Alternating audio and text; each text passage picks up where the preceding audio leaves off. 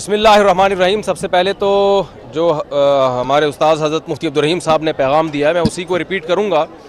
دیکھیں، انڈیا اور پاکستان کی عوام کا مسئلہ نہیں ہے۔ انڈیا میں ہندو ہیں، سکھ ہیں، عیسائی ہیں، مسلمز ہیں۔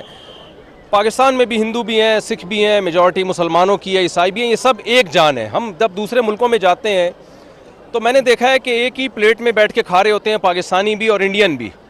کوئی فرق نہیں ہے انڈین پاکستانیوں میں، کلچر سیم ہے، زبان سیم ہے۔ وہ اس اردو کو وہ ہندی کہہ دیتے ہیں اور ہم ہندی کو اردو کہہ دیتے ہیں، تو کوئی فرق نہیں ہے۔ نہ انڈیا سے ہماری دشمنی ہے، نہ انڈیا کی پاکستان سے دشمنی ہے۔ یہ ایک گورنمنٹ ہے مودی، جس نے دماغ خراب کیا ہوا ہے، جس کا اپنی کھوپڑی آؤٹ ہوئی ہوئی ہے اور ساری دنیا کو وہ بدامنی میں ڈال رہا ہے۔ تو انڈین کو بھی چاہیے، پاکستانیوں کو بھی چاہیے، ایک انسان کو قابو میں لائیں۔ آپ ایک کی کھوپڑی کو سیٹ کر دیں گے، پوری دنیا میں امن ہو جائے گا۔ اس کی کھوپڑی خراب ہو گئی ہے۔ پہلگام میں اس نے خود وہ کیا ہے جو کچھ کیا ہے۔ پہلگام میں جو کچھ ہوا ہے، بے گناہ لوگ مارے گئے ہیں، ہم اس کی بھرپور مذمت کرتے ہیں۔ اسلام تو میدان جنگ میں بوڑھوں اور بچوں کو قتل کرنے کی اجازت نہیں دیتا، وہ سیاحوں کو قتل کرنے کی کہاں سے اجازت دے گا؟ تو پاکستان کا اس پہلگام والے واقعے سے کوئی تعلق نہیں ہے اور اس واقعے کی ہم بھرپور مذمت کرتے ہیں۔ اور جو ظلم پہلگام میں لوگوں پر ہوا، انڈین پر ہوا، ہم اس میں انڈیا کے ساتھ ہیں، انڈیا والوں کے ساتھ ہیں۔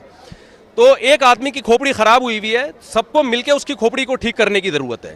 جنگ کی دھمکیاں دے رہا ہے وہ، میں یوں کر دوں گا، میں یوں کر دوں گا، جھوٹا الزام ہمارے اوپر ڈال دیا، ثبوت بھی دیے۔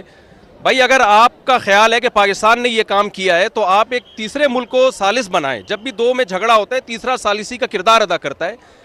پاکستان ثبوت پیش کرنے کے لیے تیار ہے۔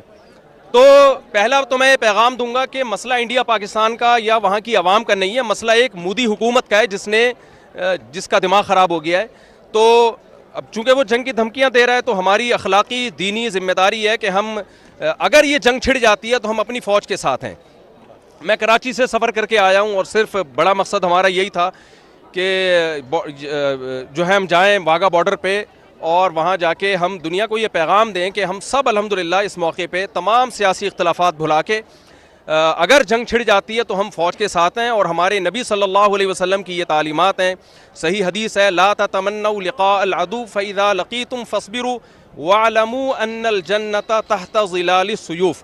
نبی صلی اللہ علیہ وسلم نے فرمایا دشمن سے لڑائی کی کبھی تمنا مت کرو، لیکن اگر جنگ چھڑ جاتی ہے تو یقین کر لو کہ اللہ نے جنت تلواروں کے سائے میں رکھی ہے۔ تو بھائی مسلمانوں کو تو جنت میں جانے کا میرا خیال ہے ویسے ہی بہت شوق ہے، تو یہ تو شارٹ کٹ راستہ ہوگا ہمارے لیے۔ الجہاد مختصر طریق الجنہ، نبی صلی اللہ علیہ وسلم نے فرمایا جہاد جنت میں جانے کا مختصر ترین شارٹ کٹ راستہ ہے۔ تو ہم جنگ کی تمنا نہیں رکھتے، لیکن اگر مودی کو شوق ہے لڑنے کا تو آزما لے، تو انشاءاللہ ہم پورا ملک ہمارا فوج کے ساتھ ہے اور منہ توڑ جواب دیں گے انشاءاللہ۔ جزاک اللہ۔ کو نہ چھیڑیں۔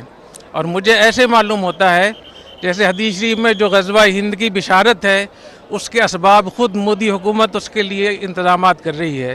نبی کریم صلی اللہ علیہ وسلم نے ارشاد فرمایا کہ دو جماعتیں جنت میں جائیں گی، جہنم سے محفوظ ہوں گی۔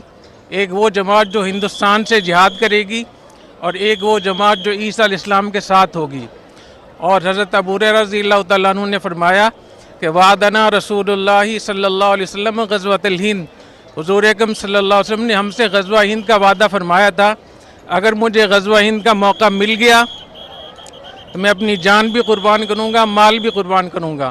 اگر میں شہید ہو گیا تو میں افضل الشہداء ہوں گا، اور اگر میں واپس آ گیا تو میں جہنم سے آزاد ہوں گا۔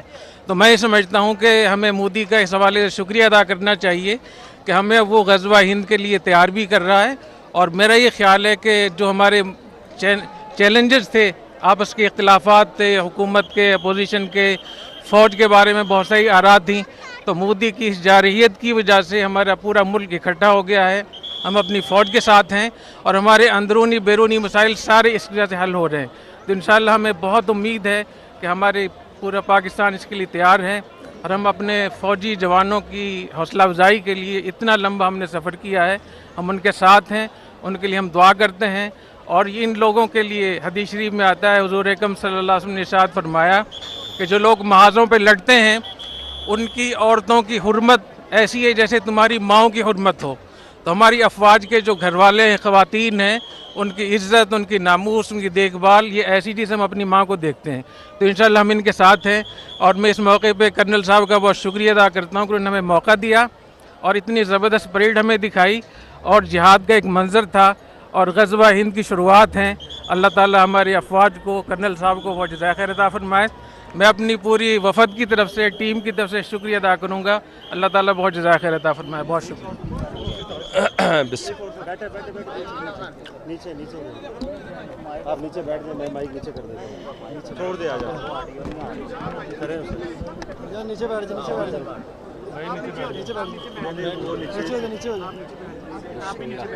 بیٹھ جائیں, مائک نیچے